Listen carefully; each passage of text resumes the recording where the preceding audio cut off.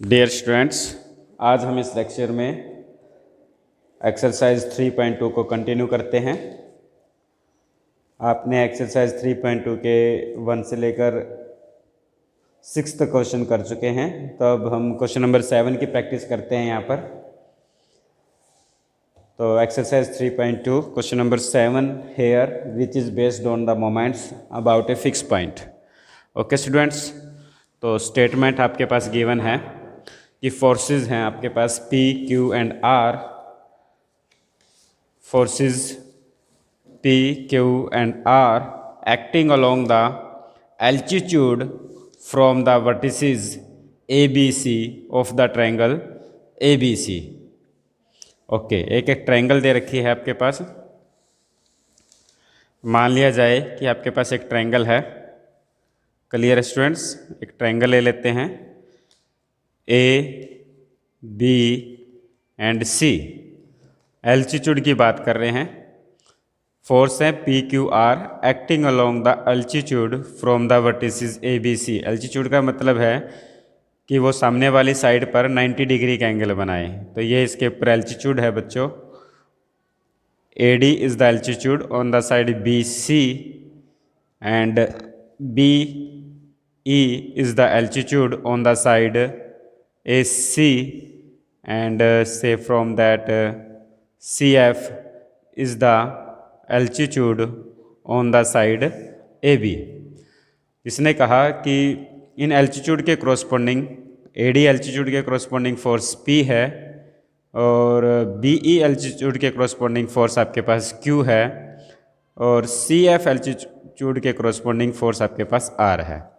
Forces P, Q, R acting along the altitude from the vertices A, B and C of the triangle ABC। ठीक है, ये R equivalent, ये बच्चों क्या है, इक्विवेलेंट है टू द फोर्सेस। किन फोर्सेस के इक्विवेलेंट है, X, Y and Z acting along. जो X है वो BC के अलोंग एक्ट करता है, BC के अलोंग X फोर्स एक्ट करता है, CA के अलोंग Y फोर्स एक्ट करता है और AB के अलोंग फोर्स Z एक्ट करता है। क्लियर है? तो हमें ये दे रखा है बच्चों फोर्स P, Q, R। एक तो फोर्स दे रखे हैं P, Q, R और एक फोर्स दे रखे हैं X, Y and Z। Force P, Q, Z तो एक्ट करते हैं अलोंग द एल्टीट्यूड। एल्टीट्यूड है एक AD, एक BE और एक CF है। और X, Y, Z फोर्स जो एक्ट करते हैं वो एक BC के अलोंग, एक CA के अलोंग और एक AB के अलोंग एक्ट करते हैं। और ये सिस्टम आपस में क्या दे रखे हैं बच्चों, इक्विवेलेंट दे रखे हैं, इक्विवेलेंट। क्लियर है बच्चों? अगर इक्विवेलेंट है, अगर दो सिस्टम के, since the two system of forces are equivalent, two system of forces are equivalent, तो देयरफॉर, तो इसका मतलब क्या होएगा, therefore their moment, therefore their moment, therefore their moment, therefore their moment about any point, about any fix point, about any fix point are equal. अगर system आपके पास इक्विवल हैं तो उनका मोमेंट, उन सिस्टम का मोमेंट किसी भी फिक्स पॉइंट के क्रॉसपोंडिंग, किसी भी फिक्स पॉइंट के क्रॉसपोंडिंग क्या रहेंगे बच्चों, इक्वल रहेंगे। और वो पॉइंट हम मान लेते हैं अपनी कन्वेनियंस के क्रॉसपोंडिंग A। क्लियर है? समझ गए बच्चों? तो अब हमें क्या दिखाना है कि इस A पॉइंट के क्रॉसपोंडिंग जो मोमेंट होगा P, Q, R फोर्सेस का, वो इक्वल है moment of X, Y, Z forces का about that point A। Clear है? तो टेकिंग मोमेंट, अब हम क्या कर लेते हैं बच्चों, टेकिंग मोमेंट अबाउट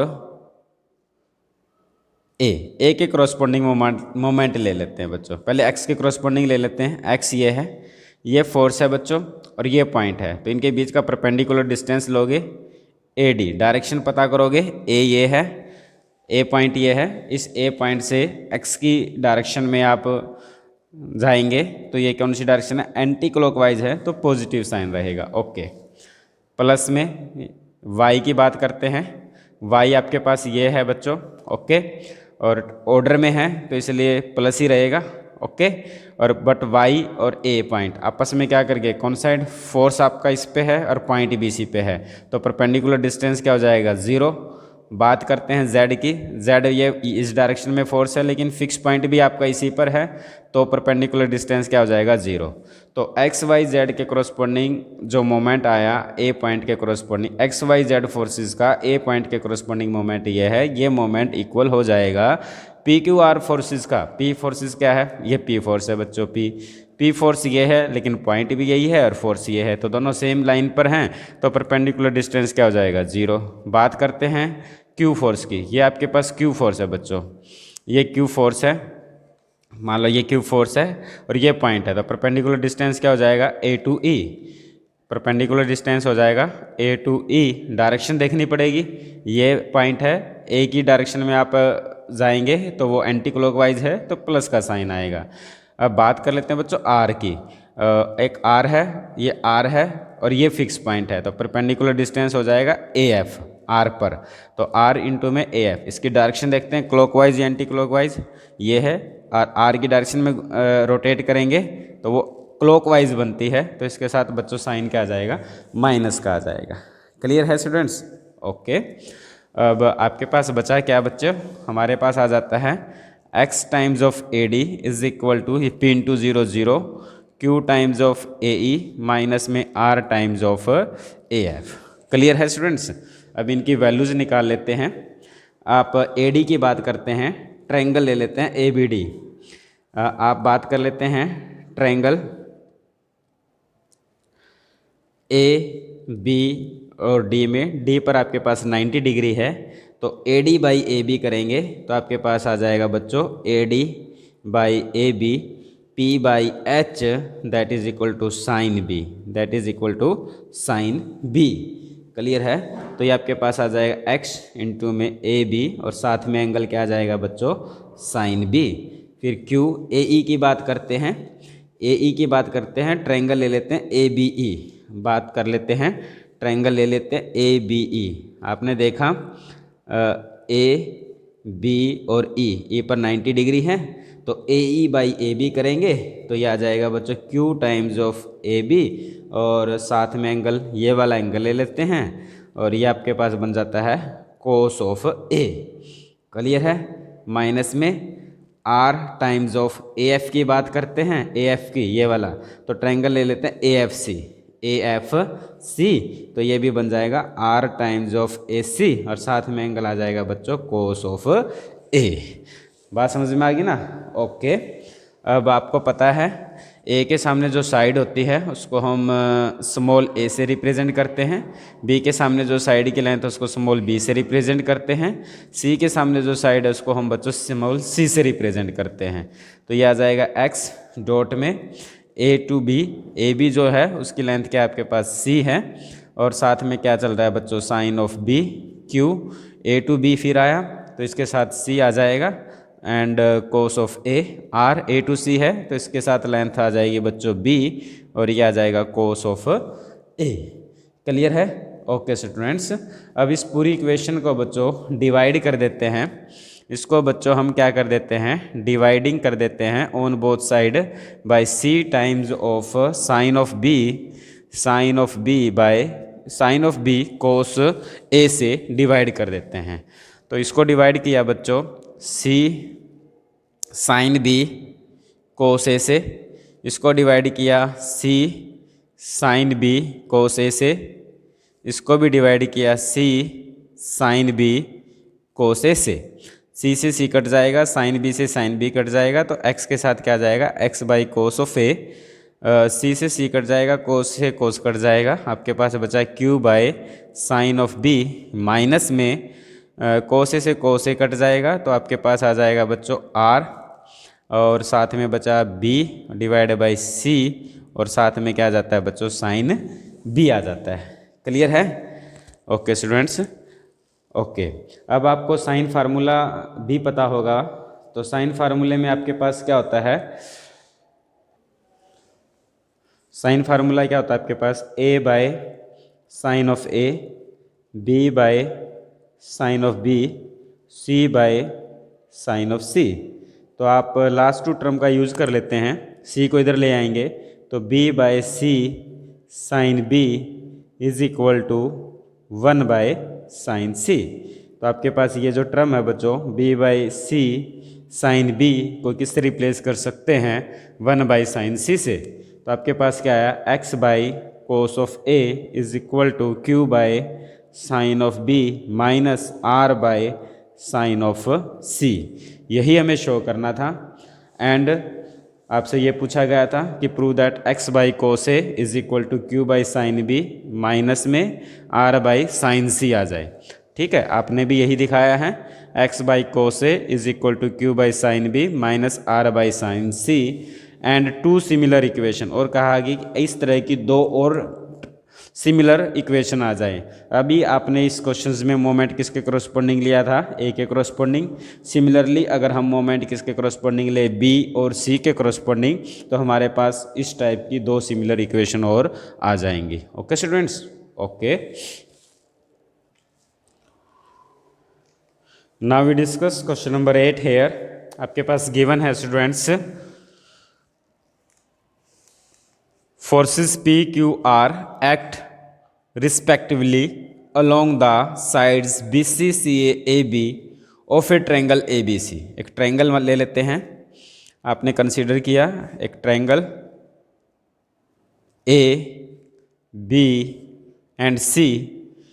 फोर्सेस हैं, इसके अलोंग फोर्स एक्ट करता है P, इसके अलोंग फोर्स एक्ट करता है Q और इसके अलोंग फोर्स एक्ट करता है R।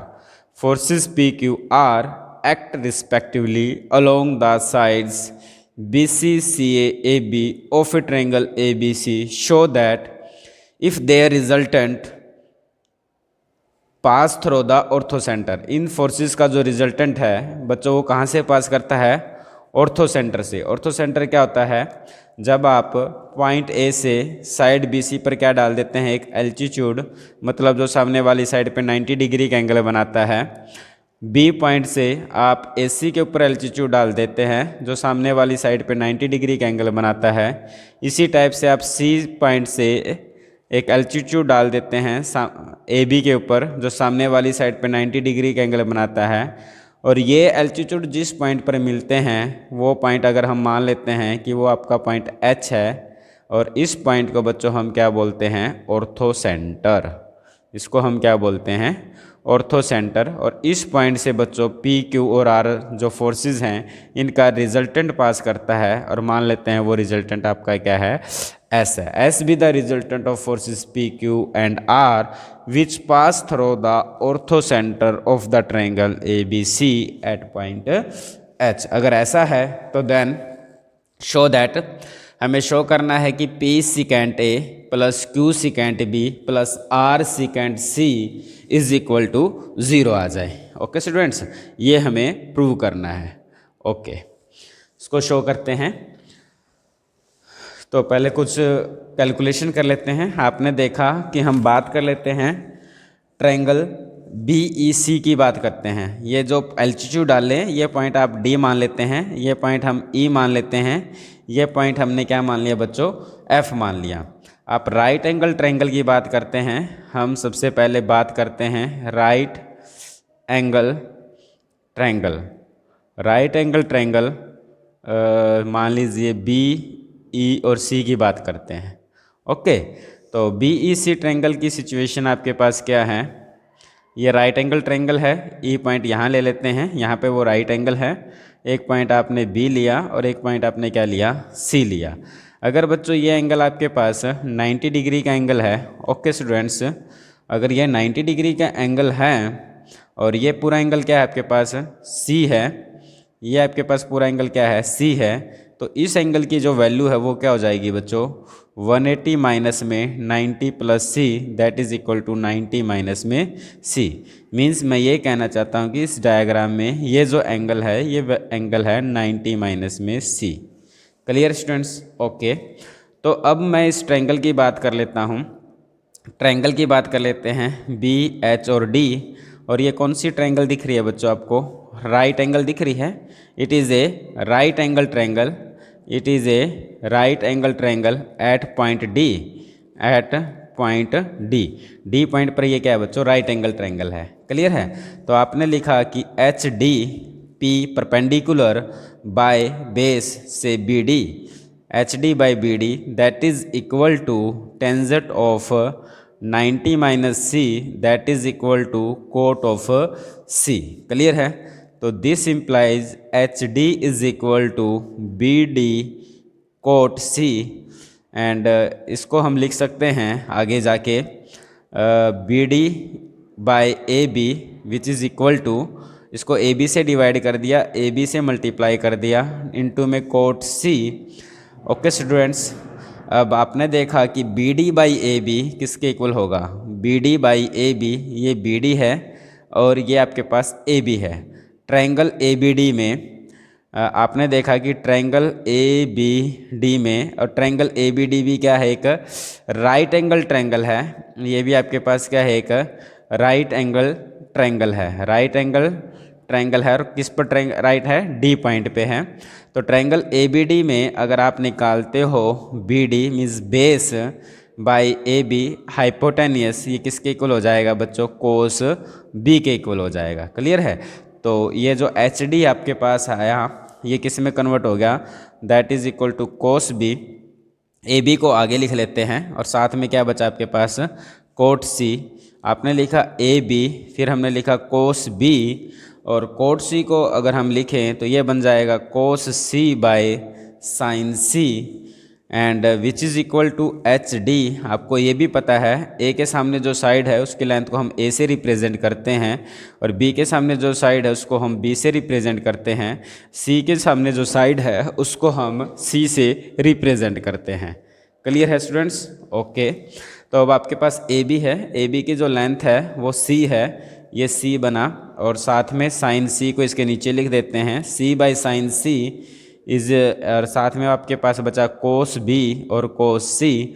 साइन फार्मूले का आपको पता है कि ए के साथ क्या लिखते हैं, sine of B A, B के साथ लिखते हैं साइन ऑफ बी, और सी के साथ लिखते हैं साइन ऑफ सी। ये तीनों आपस में इक्वल हैं और मान लेते हैं वो किसी के इक्वल हैं। तो सी बाई साइन सी को किससे रिप्लेस कर सकते हैं बच्चों, के से। तो आपके पास जो एच डी आया वो आया बच्चों के times of cos of B into में कोस ऑफ सी। ये बच्चों हमारे पास एच डी की वैल्यू है, एच से लेकर डी, मतलब that is the perpendicular distance, H D is the perpendicular distance from H to the force B C, H D. ठीक है। इसी टाइप से सिमिलरली की बात करें, इसी टाइप से आप निकालेंगे एच और ई। तो एच और ई क्या आएगा, एच डी आपने बी सी पे लिखा तो कोस बी कोस सी आया।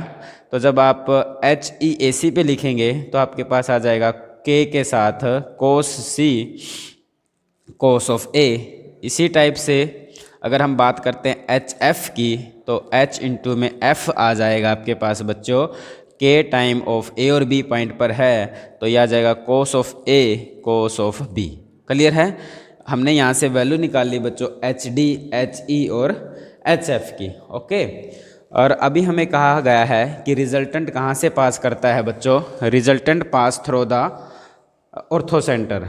हेयर यहाँ पर हमें कहा गया है कि जो रिजल्टेंट है वो कहाँ से पास करता है, resultant passes through orthocentre, passes through orthocentre. Orthocentre मतलब कहाँ से पास करता है, एच से रिजल्टेंट हमारा बच्चों पास करता है। तो वेरिगन्स थ्योरम क्या कहेगी कि algebraic sum of the moment of all forces about point H is equal to the algebraic is equal to the moment of the resultant about that point. Okay, the algebraic sum of the moment, अब आपने क्या लगा दिया, वेरिगन्स theorem लगा दी। अब आपके पास तीन forces हैं, एक फोर्स आपके पास P है, एक Q है और एक R है। फोर्स P आपका इस डायरेक्शन में लगता है BC के लॉन्ग, तो हम क्या ले लेते हैं, टेकिंग मोमेंट ले लेते हैं, टेकिंग मोमेंट, टेकिंग, बल्कि आप क्या लगा दो, वेरिगन्स थ्योरम लगा दो, algebraic sum of the moment, algebraic sum of all forces, algebraic sum of moment of all forces about H is equal to the moment of resultant about point H। ठीक है। तो इसके करस्पॉन्डिंग आपने क्या लिखा, यह हटा देते हैं, फोर्स लिया आपने P और इसके करस्पॉन्डिंग परपेंडिकुलर डिस्टेंस क्या है एच डी, P इंटू में एच डी आएगा और डिस्टेंस डायरेक्शन देखोगे तो ये एंटी क्लॉकवाइज है, प्लस रहेगा। बात आ जाती है फिर Q की, Q ये फोर्स है और इसके ऊपर परपेंडिकुलर डिस्टेंस एच ई है।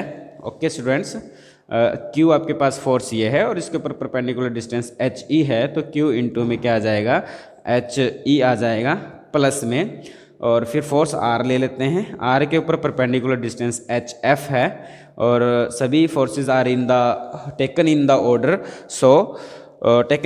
सो all are in anti clockwise direction, सभी एंटी क्लॉकवाइज डायरेक्शन में हुए। और आप रिजल्टेंट की बात करते हैं, रिजल्टेंट कहाँ से पास करता है S से। हमने मान लिया S B the resultant of all this forces which pass through the H। अब रिजल्टेंट H से पास करता है और मोमेंट भी हम H के करस्पॉन्डिंग ले रहे हैं, तो परपेंडिकुलर डिस्टेंस उनके बीच का क्या हो जाएगा आपके पास बच्चों, 0 हो जाएगा। क्लियर है? अब इसको सोल्व कर देंगे, मैथमेटिकली सिंपल है। ओके, तो अब आपने देखा P इंटू में एच डी की वैल्यू आपने ऊपर देखी थी, दैट इज़ K इंटू में cos of B cos of C, फिर Q। एच ई की वैल्यू आपने देखी K इंटू में cos of C cos of A plus R। H F की वैल्यू आपने देखी K इंटू में cos of A cos of B which is equal to 0, S into 0 is equal to 0। Okay, अब इस पूरी equation को बच्चों डिवाइड कर देते हैं, K cos A cos B cos C से डिवाइड कर देंगे, तो K कैंसिल, कोस B कैंसिल, कोस C कैंसिल, तो P के साथ बच्चों आ जाएगा कोस A, P by cos A। Q के साथ आ जाएगा बच्चों कोस B और R के साथ आ जाएगा कोस C इज इक्वल टू 0। और इसको हम क्या लिख सकते हैं, P 1 बाई कोस A को लिखा जा सकता है secant A plus Q 1 by cos B को लिखा जा सकता है secant B, R 1 by cos C को लिखा जा सकता है secant C which is equal to 0। और यही हमें शो करना था। P हमसे यही पूछा गया था कि अगर रिजल्टेंट ऑर्थो सेंटर से पास करता है तो प्रूव कीजिए P times of secant A plus Q times of secant B plus R times of secant C is equal to 0। Okay students, okay. अब आपके पास बच्चों 3.2 एक्सरसाइज में एक क्वेश्चन बचता है, वो क्वेश्चन आपका 9th है और 9th क्वेश्चन के लिए आपको एग्जाम्पल नंबर 5 के फर्स्ट और सेकंड पार्ट की ज़रूरत पड़ेगी और साथ में एक्सरसाइज के क्वेश्चन नंबर 8 की ज़रूरत पड़ेगी। तो इसके लिए पहले आप एग्जाम्पल नंबर 5 कीजिए अच्छी से। एग्जाम्पल नंबर 5 को करेंगे पहले क्वेश्चन नंबर 9 के लिए, और फिर एक्सरसाइज के क्वेश्चन नंबर 8 को किया जाएगा, वो जो अभी आपको करवा दिया गया है। फिर आपको करना क्या है, 9th के फर्स्ट पार्ट में एक तो इसने पूछा गया है कि वो एक तो इन सेंटर से और एक ऑर्थो सेंटर से। ऑर्थो सेंटर का तो आपने यहाँ किया है, ऑर्थो सेंटर वाला केस तो अभी किया है 8th में। और एग्जाम्पल नंबर 5 जो सोल्ड एग्जाम्पल है उसमें फर्स्ट पार्ट में इन सेंटर का किया गया है।